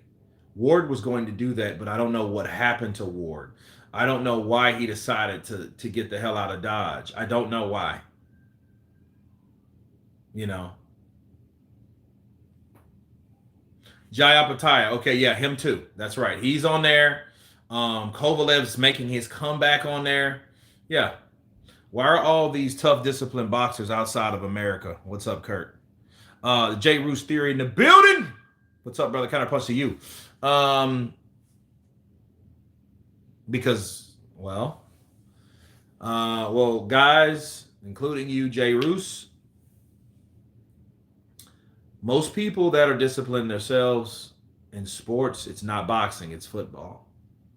You know, basketball, you have to be a good baller to be a basketball NBA star player. But understand, most physical sports, they go to football, they go to the NFL.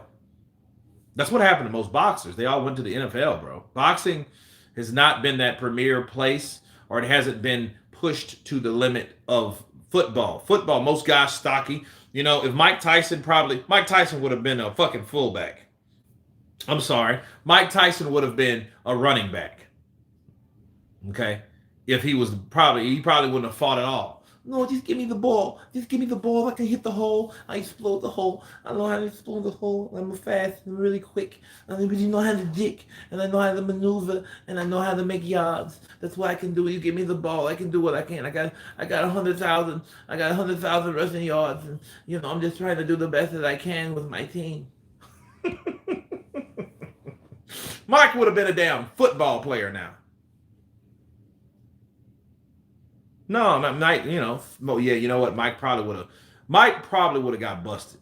I just do a little coke because I get scared, and sometimes I get scared. I get nervous, and I can't think straight, so I do a couple of lines before the fight. Spinal.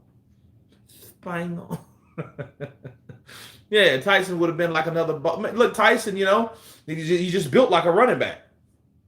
That's just. I hit this motherfucker head on, and he thought I was a linebacker, and I was the one with the ball.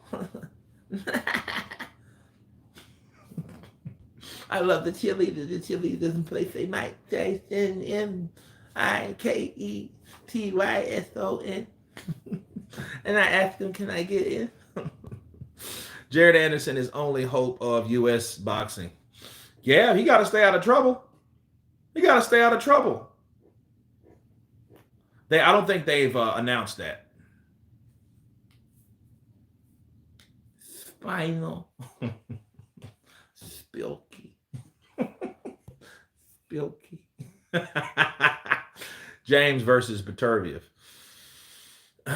Tyson would have been the most violent American football. I told this motherfucker, they said breaking this motherfucker. He kept pushing me. I said, what are you pushing? So I took his helmet, I ripped it off, and I broke his fucking neck. I think Wilder would have beat White, but White beat Parker. So, I don't know. See, we don't know that, man. Styles make these fights, man. The fighters don't make the fights beating someone else. The fighters make the fights fighting each other and beating each other. Spinal. James Toney versus Beterbiev. I've been a pretty good one. Well, you know what? I'd give that to James Toney, because James Toney knows how to counter. And see, at light heavy, he didn't have to blow up to become a light heavyweight. You know what I mean? But understand, Beterbiev is not a Vasily Jurov. He's not that dude either. So Jurov was this awkward ass puncher. His hardest punch was this straight left to the body. It was the most awkwardest shit ever. He just had this fucking style, and you know what I mean? And he broke you down. I mean, he was a hard puncher, but he was a volume puncher. He was also a pressure fighter. But the guy, he had this punch. Bah! He hit you to the solar plexus, and he'll put you down and out. He did this to this Canadian fighter one time. He hit that dude in the stomach. That dude was out, cold. Mike would have been either best friends or worst enemies with AJ. I don't like OJ Simpson. I think he's a bitch. He didn't share his cocaine with me. We had cocaine Fridays, and he didn't want to share it with me or his wife. And I told him, I know you share your wife with others, and you don't want to mess with me. And I don't know why you don't want to mess with me. Maybe he said, he said I had a 350 rocket. I said, what do you mean you had a 350 rocket? He said, you packing too much meat for my wife, and my wife seeing you when you was with this girl. And I said, I can't help what I got. Maybe she might like it. He said, no, you're not touching my wife with that. You're not going to touch it. I told you, fuck you, OJ. Fuck you and your orange juice. You ain't shit anyway, bitch. I can run more yards than you, and I'm better than you in every stretch of the imagination.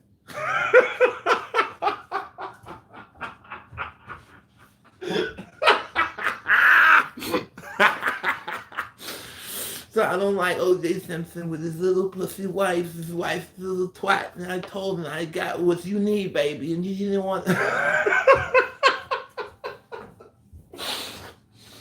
He didn't even want me to touch her, to hug her, to do nothing with her. He didn't want anything. He didn't want me to touch her. I said, I'm not going to pull it out on him. You should do an animation show. You're talented. Jason Phillips. You know, it's crazy. A couple years ago, and I was pissed off. Like, me and a friend of mine started this channel. And he was talking about doing he was going to bring my uncle in and do an animated whole animation deal. Never happened. Like, what the fuck, dude? Come on. You know, we could have started another channel and done that. Kurt, what do you think of out of the current heavyweights would have a chance against prime Mike Tyson? Ooh. I don't even know about Tyson Fury now because I didn't like how he handled his weight. Well, he did. Listen, he survived. He did a good job against Ngannou based on the circumstances. He underestimated the guy, and the guy dropped him with a heavy shot. I don't know if he'll do that to Tyson, so I don't know about Tyson Fury. You know, Again, Cabello, he can do some wonders on the inside, and I think Frank would have to stay in and out if he tries to fight him inside, which Frank doesn't do. Most Cuban fighters don't fight on the inside, bro. Their amateur pedigree does not allow them to do so, but I just think their style does not allow them to venture into catch and shoots a lot, which you've seen them do, but they're more of cat and mouse, in and out, baiting you in to land on you, catch you coming forward, bow, and then they step out of position. I get Cabello, if he had, here's the thing. He would have to have the opportunity to get on the inside. He would have to pin Frank, because Frank is this guy, he does these stutter steps and kind of this Jersey Joe Walcott. If you ever watch Frank Sanchez, he does this great Jersey Joe Walcott impression, Jersey Joe Walcott impression, and he does Marco Antonio Barrera used to do the same thing. So yeah, they're pretty talented, but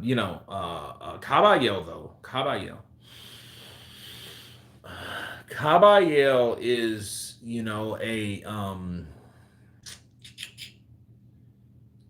he's a good fighter though. I don't know if he would beat, because Frank ain't no Mark Madoff. Mark Madoff was big, awkward, a little slower,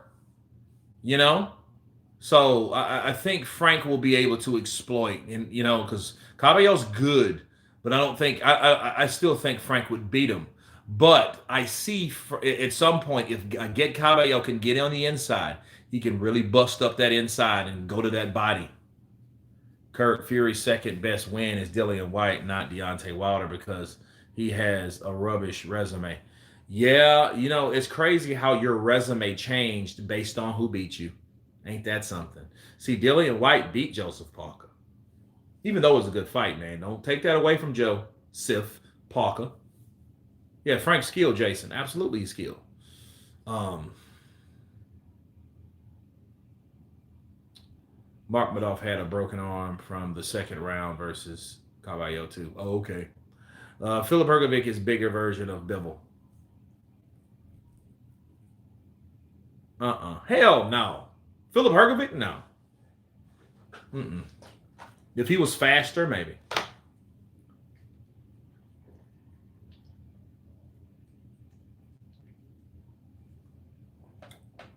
Philip Hergovic fighting like Bivol? No. That's the thing. Fury beat White easier than Wilder.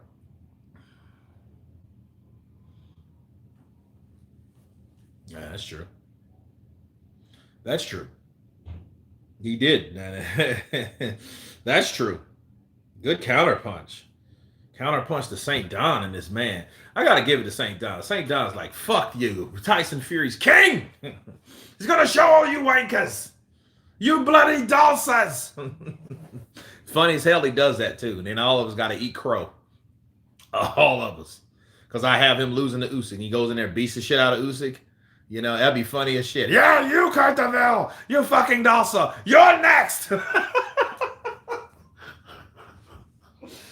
I'm going to draw you into the ground, you chubby-faced bastard. I'm going to show you. I'm sorry, but Usyk can't keep a prime Tyson off of him. I don't think he can. Because, I mean, it would be, imagine, look at Derek Chisora fighting Usyk, even though Usyk said, nah, I wouldn't 100%, I was faking it. No. I mean, he would have to hurt Tyson. He would have to make Tyson respect him. Okay? 2 fights with Usyk, though. Fury got pummeled by Francis. 1 against Parker in an amateurs. It's on YouTube. Okay, cool. Well, let's bloody see it happen.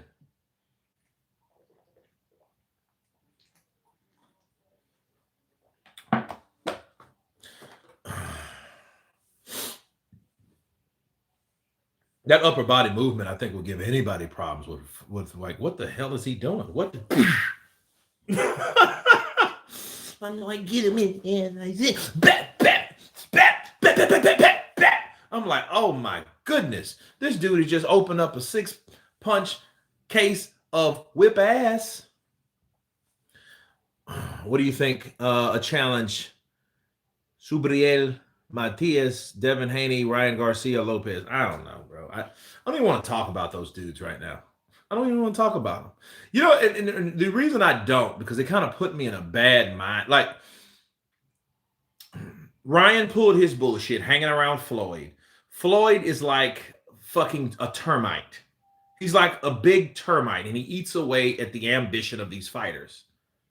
You know, Floyd makes me sick. Floyd is damaged. He's jaded. He's bitter. And he does things to stop good fights. He does things because he's trying to be a puppet master. He's doing a good job, but it's not a good job as far as for boxing. See, that shit good for Ryan to fight Rolly. Oh, Rolly knocks his ass out. Then Rolly can actually be named somebody that beat somebody that was worth something. How big of that something, we don't know, because now Ryan not only got beat by Tank, now he's got taken out by Rolly Romero. And then it'll happen, this is what will happen. Rolly Romero will beat Ryan Garcia, and then he'll get beat up by fucking Barroso. Barroso will come back and knock his ass out. No, Haney's just an ambitious man. You know? And I said I wouldn't talk about him, but now I'm talking about him. Damn you guys! Pulverized Usyk is an elite fighter. Of course he does. Usyk is a total pro. He knows his weakness and he won't work. And he'll work on them, including body shots. Well, he's going to prepare. You guys will see, because the fight will happen. Tyson Fury will finally get in there for about $50 million. I think they'll probably give him $40 or $50 million. To fight Alexander Usyk, Usyk will probably get around the same amount of money. And they will go in there and they will fight, and we'll see who is the undisputed heavyweight champion of the world in the last 20 years. You can only negatively affect someone's ambition if they doubt themselves to begin with. Yep, it's easier to defend the body against someone as big as Fury. Know about that one. Kurt, interview Bob Arum, please. Hey, Bob, how are you doing? Who are you talking like me, you fucking bastard? I'm not talking like you. Yeah, Bob. I don't even know if Bob heard of my channel. Somebody probably told him, that fucking bastard doesn't sound like me. The fucking black bastard. He looks like one of Muhammad. No, he'll probably say, he looks like one of Cassius Clay's bastard kids that he's did so much fucking over the years. He has them scattered all out of the place, and he's one of them. He's a boxing stain in the boxing community. That's what that fucking guy is. Seems like a chill guy. He probably is. Especially when he's smoking that stuff. When he on that good cess. When he's smoking that good reefer. You know what I mean? He's smoking on that hay. Yeah. Hey, how you doing, baby? Yeah. Give me a massage, will you? Oh, life is good. Yeah. Hold on, baby. I don't like you touching me when I smoke. Wait.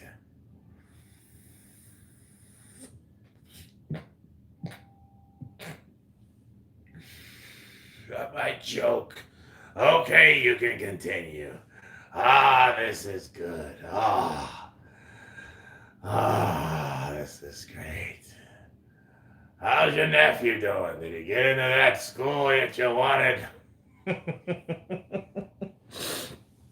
Hell yeah, Bob be chilling, man. Bob be chilling. Can you massage my balls for an extra $100? I won't say anything to anybody. Just my balls, not my shaft. Just my balls. Kurt, did you ever see Made in America on HBO about Don King? Pretty nice. Hell yeah, I put it on my channel. Don King, Made in America. Bro, Vin Rames did that very well.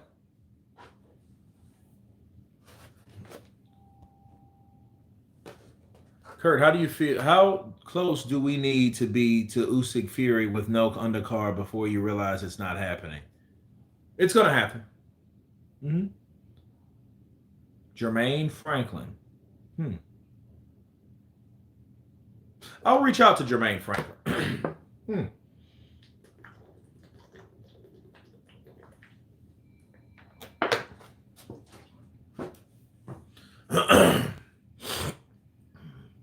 I like Jermaine Franklin. Jermaine Franklin he seems like a super cool dude. You know, I've interviewed Michael Hunter, Teofimo Lopez Sr., Bill Haney. Who else was it? A few other guys. To be honest, Xavier Williams. You know, he was a former trainer of Dillian White, and as we know, it had nothing to do with that at all, of him leaving, you know. Can you interview Joe Joyce? I would love to interview Joe Joyce. I'm the juggernaut. Like, I'm just ready for a fight. I'm just ready for a fight. I'll fight Joshua.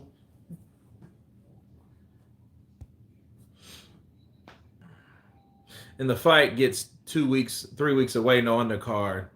You still going to say it's on? Well, I'm going to wonder why, just like you, but I'm not going to be negative like you are now. Kurt, Wilder ducked White for $5 million to fight Fury for $4 million when Fury was coming back. Well, I mean, Wilder knew that he was going. The more shit he talked, the more people talked about him. And see, here's the deal. I don't blame Deontay Wilder for doing what he did because what he did worked. See, me, Bruce Vane, Showbiz the Adult, Blue Blood Sports TV, 78 Sports, Ring IQ, Sporting Icons, IFL TV, Seconds Out. Everyone contributed on the come up of Deontay Wilder based on how he was exposed and how he rose via social media. Good Morning Britain, The Breakfast Club, Sway in the Morning. Listen, all of these particular venues, these channels, these radio stations, these talk shows, they all contributed to Deontay Wilder becoming bigger than he ever was. So I'm not doubting him. I'm not mad at what he did. I just know what he did. Okay, he knew I'm not going to fight for $4 million and he messes around and loses. He wants Joshua because he knows Joshua's making the money like everyone else. Deontay wanted a payday and he wanted more. He was obsessed with greed. He was obsessed with power. He was obsessed by competition or he was envious. He wanted something that somebody else had. He didn't want to necessarily fight, but what do if you don't want to fight, but you want your name known amongst others? You include or associate your name with that person. How do you do that? I want to fight Joshua, but I'm constantly turning down fucking offers. I'm turning them down. I don't want to fight him because I know one day I'm going to get a higher raise from wherever I'm at in my position right now to fight somebody else. And that's exactly what he did, didn't he? All of his fucking career. The last 6 years of his career, he did the same shit. He talked about fighting a guy that he never fought. The guy that he actually ended up fighting ended up beating him. So that was him. That was his problem. I want Joshua. Drama show. Wilder blamed everything and everybody except his bad twerking. Man, we had to look at that shit through COVID, man. I was watching a show called For Life. I've been watching it for the last week. And you know what I noticed? Like they started talking about like, because the show itself was built it happened during COVID. Like so right before COVID, and and the things that was going on. COVID's time sucked. It was strange though. It was strange. It was like every day you got up, kind of like with no purpose. Nobody was working. Everybody was off. People was on a long hiatus. It wasn't really places to eat no more. You had to make everything at home. And so if you were addicted to fast food, you're screwed. Like, I mean, it's just like, it made me kind of depressed, kind of, you know?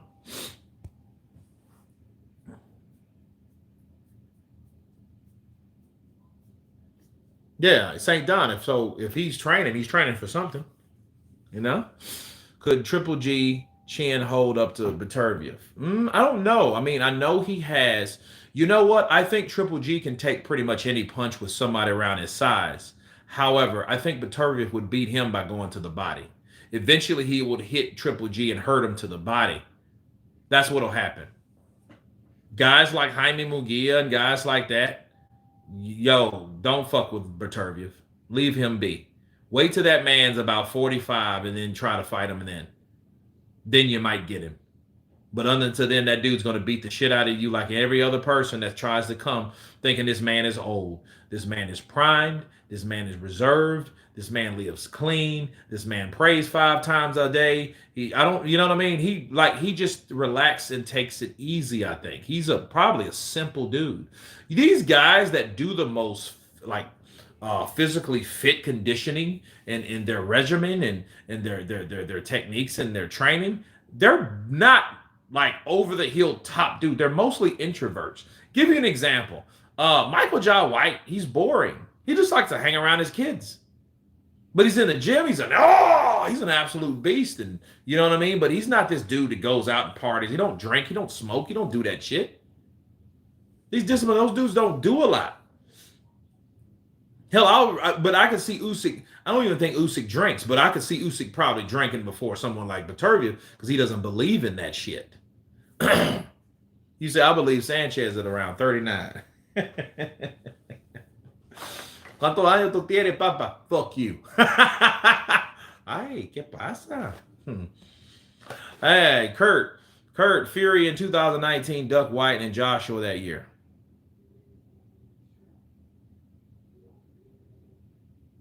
Well, Joshua got beat by Andy, so.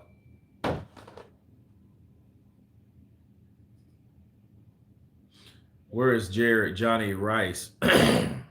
He went against Guido, but yeah, I remember him. Yeah, he beat Coffee. I remember he's Jonathan Rice. Yeah. Triple G and Canelo has never been knocked down. No, they haven't. Him, Gennady Golovkin, Canelo, Danny Garcia, Jarrell Miller, even though he got stopped, but he's never been, he's never went down to the canvas. Prime Povetkin versus Usyk or Wilder. I always wanted to see Povetkin and Wilder. Usyk I don't know. Povetkin, though, was a beast, bro. Because Povetkin's smaller, he loves to launch with these shots, Frank Sanchez is Luis Ortiz's great grandnephew. Stop. You guys are tripping me out, man. That's not true. He's still a young guy. I think he's a young guy. I think what's happening with Frank, I think he has maybe some type of some kind of skin disorder. I think, and he's going bald. No judgment there. Fuck. David Tua versus Deontay Wilder. I don't know. Because, see, David Tua will really knock you senseless. Wilder can hurt you. I just like David Tua, it depends on what David Tua we're talking about. Because the David Tua of like the fat ass David Tua with the fucking yeah, that dude will probably get peppered. But the one in the 90s, yeah, that's the one you got to watch out for. But see,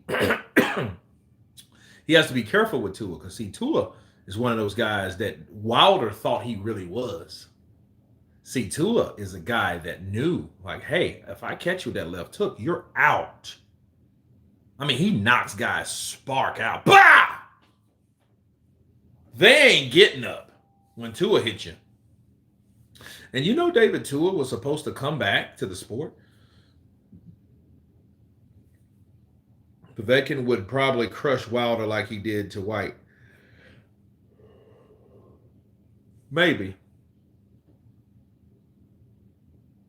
Tua posts all his workout videos on IG. He looks great. Damn, David Tua's on IG? Shit, I didn't know that. Let me follow this guy. Let me see.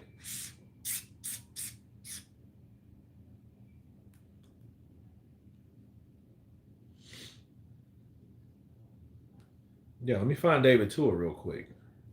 The Tua man. David Tua man, Terminator Tua. Here it is. Damn.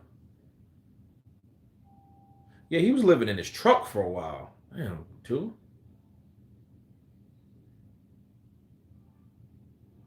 Yeah, what does he practice in MMA? Dude, those calf muscles were too legit to quit.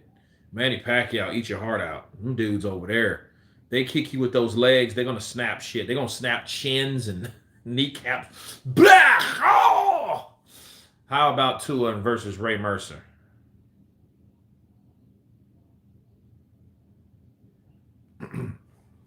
How about Tua versus Ray Mercer? Oh, that would have been good. What do you make of Smith's trainer saying he doesn't watch any of his fights or Arthur's? Yeah, that's going to backfire now, ain't it?